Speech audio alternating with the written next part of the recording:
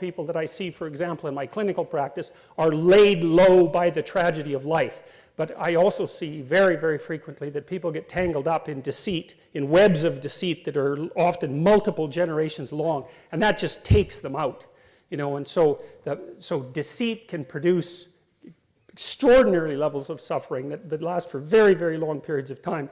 And that's really a clinical truism, you know, because Freud, of course, identified one of the problems that contributed to the suffering we might associate with mental illness with repression, which is kind of like a lie of omission. That's a perfectly reasonable way to think about it. And Jung stated straight out that there was no difference between the psychotherapeutic, the curative psychotherapeutic effort and supreme moral effort, including truth. Those were the same thing as far as he was concerned. And Carl Rogers, another great clinician who was at one point a Christian missionary before he became more strictly scientific, he believed that it was in truthful dialogue that clinical transformation took place. And, you know, and of course, one of the prerequisites for genuine transformation in the clinical setting is that the therapist tells the truth and the client tells the truth, because otherwise, how in the world do you know what's going on? How can you solve a problem when you don't even know what the problem is? And you don't know what the problem is unless the person tells you the truth. That's something really to think about in light of your own relationships, because, you know, if you don't tell the people around you the truth, then they don't know who you are. And maybe that's a good thing, you know, because, well, seriously, people have reasons to lie, right? I mean, that aren't trivial. But it's really worth knowing that you can't even get your hands on the problem unless you formulate it truthfully. And if you can't get your hands on the problem, the probability that you're going to solve it is just so low. And so then I've been thinking about, as well, this idea has become more credible to me the longer I've developed it, the longer I've thought about it. You know, the idea that there's, I'll go back.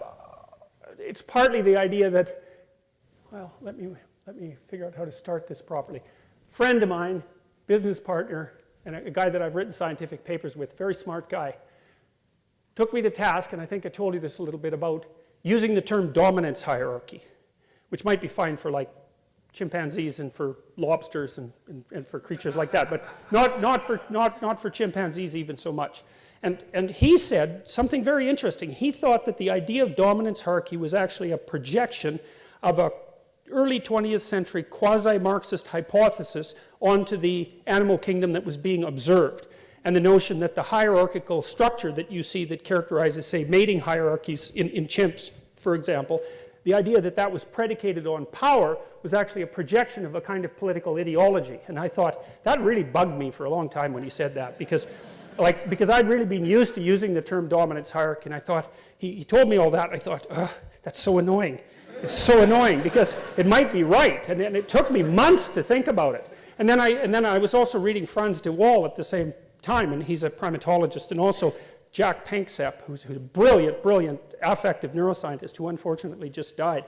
He wrote a great book called Affective Neuroscience, and for rats to play, they have to play fair or they won't play with each other. And that's a staggering discovery, right? Because anything that helps instantiate the emergence of ethical behavior in animals and that associates it with an evolutionary process, which is essentially what Panksepp was doing, gives credence to the notion that the ethics that guide us are not mere sociological epiphenomenal constructs. They're deeply rooted. If rats, and they're rats for God's sake, you can't trust them, and they still play fair, you know. And de Waal noticed that the chimp troops that he studied, it wasn't the barbaric chimp that ruled with an iron fist that was the successful ruler, because he kept getting torn to shreds by the compatriots that he ignored and stomped on. As soon as he showed some weakness, they'd just tear him into pieces. The chimp leaders that were stable, you know, that had a stable kingdom, let's say, were very reciprocal in terms of their interactions with their friends, and chimps have friends, and they actually last for a very long time, chimp friendships, and they were also very reciprocal in their interactions with the females and with the infants. And I thought, Franz de Waal is a very smart guy. And I thought that was also foundational science, because it's really something to note that the attributes that give rise to dominance in a male dominance hierarchy, sorry to use that word, let's call it authority, that might be better, or even shudder competence, which I think is a better way of thinking about it, is that that's not predicated purely on anything that's as simple as brute power. And I think too, you know, I think as well that the idea, and this is a deeply devious and dangerous political idea in my estimation, the idea that male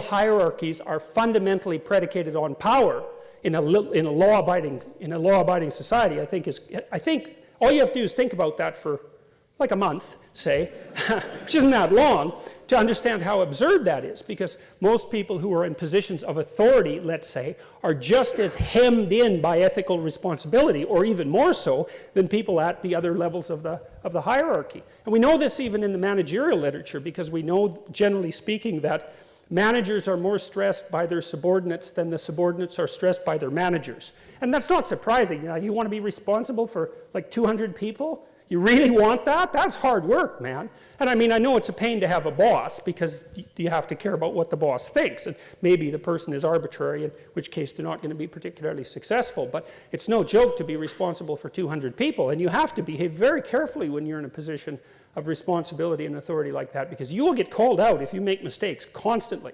So it's not like because you have a position that's higher up in the hierarchy that you're less constrained by ethical necessity.